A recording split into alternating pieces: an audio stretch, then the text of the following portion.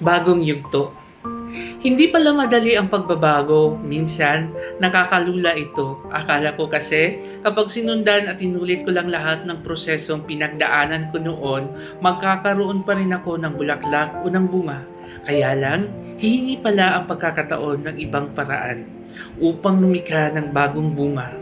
Sa pagkakaroon ng bagong dahon o bagong sanga, kailangan kong magdagdag rin ng panibagong paraan upang lumakas.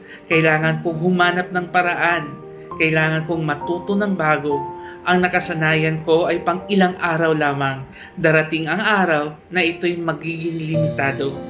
Sa paglago at pagsibol ko pataas, kailangan kong mas laliman ang aking naabot ng aking mga ugat. Hindi sapat ang basta lamang nakapunla sa lupa.